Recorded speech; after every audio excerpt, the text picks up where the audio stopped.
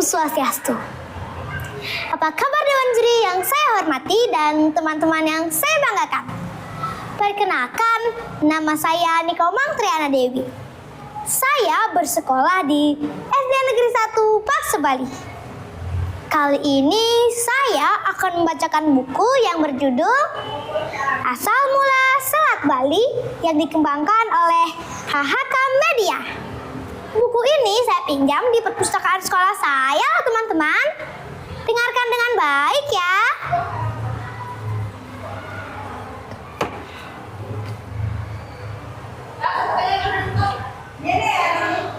Pada zaman dahulu kala, di kerajaan Daha, hiduplah seorang Brahmana yang bernama Sidi Mantra.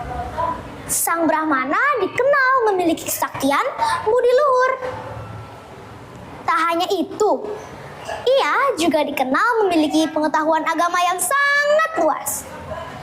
Dia berkali-kali berhasil mengalahkan raksasa dan makhluk jahat lainnya yang mengganggu penduduk desa. Oleh karena itu, masyarakat sekitar sangat segan padanya.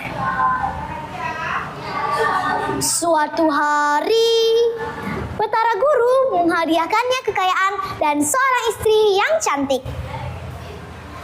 Dari pernikahan itu, mereka dikaruniai seorang anak laki-laki yang bernama Manik Angkeran. Sayangnya, sang istri meninggal dunia ketika melahirkan sang buah hati. Seiring berjalannya waktu, Manik Angkeran tumbuh menjadi pemuda yang gagah, tampan, pemberani, dan juga pandai. Sayangnya, ia juga memiliki sifat yang jauh berbeda dari sang ayah.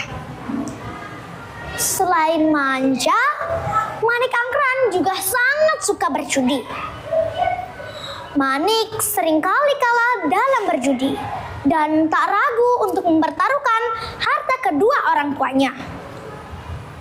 Bahkan seringkali ia berhutang pada orang lain hingga hutangnya bertumpuk dan ia tak mampu untuk membayarnya.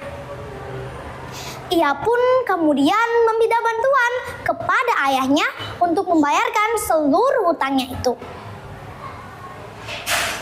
Sesampainya di rumah, Sidi Mantra memberikan harta tersebut kepada Manik Angkeran dan mengingatkan putranya untuk berhenti berjudi. Namun, bukannya menggunakan uang itu untuk membayar hutangnya, Manik Angkeran justru menghabiskannya untuk berjudi lagi. Setelah harta itu kembali habis, Manik Angkeran kembali meminta kepada ayahnya.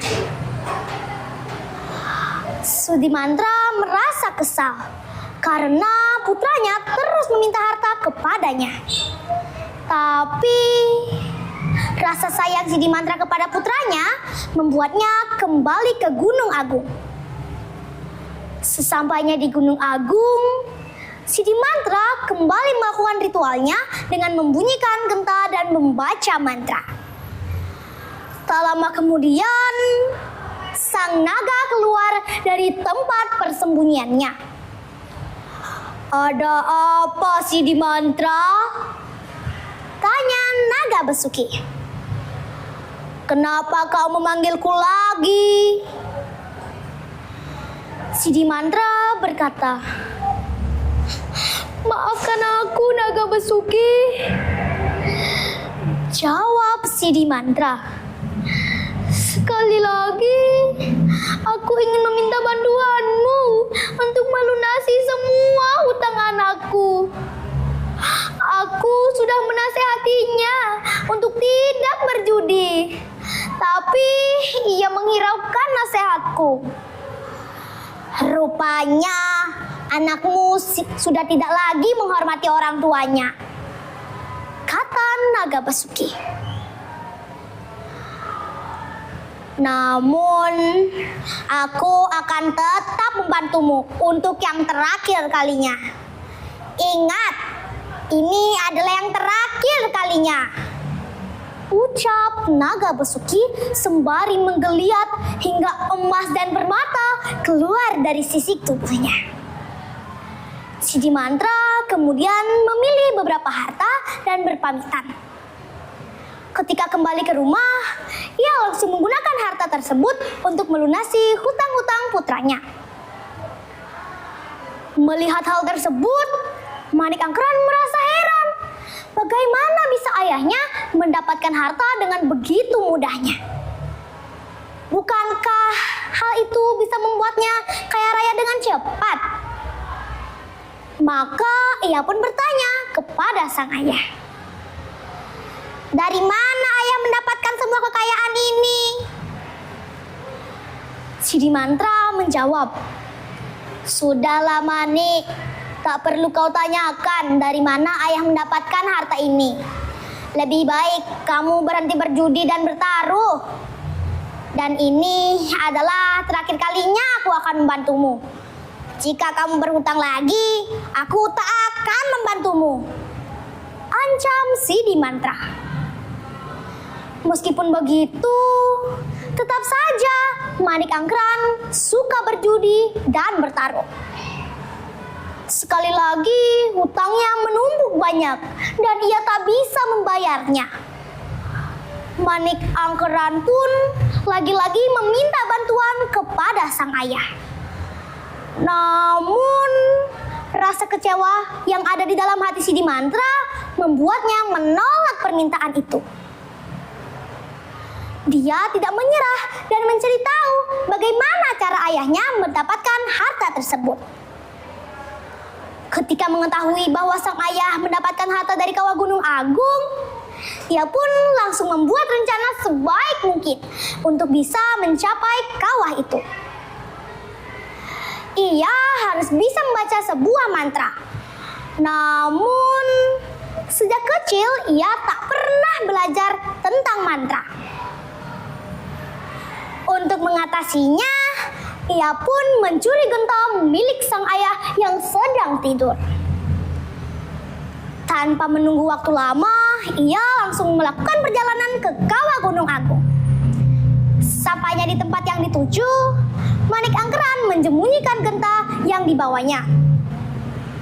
Naga Basuki mendengar suara genta milik Sidimantra itu langsung merasa terpanggil. Namun, ia sempat merasa heran. Mengapa tak mendengar mantra seperti biasanya? Ketika Naga Basuki keluar dari tempat persembunyiannya, ia baru mengetahui kalau yang memanggilnya adalah Manik Angkeran. Naga Basuki pun tak dapat menahan amarahnya dan langsung membuat pemuda itu ketakutan. "Mengapa kau menggunakan genta milik ayahmu untuk memanggilku?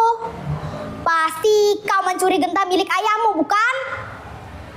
kata Naga Basuki dengan penuh bentakan dan amarah.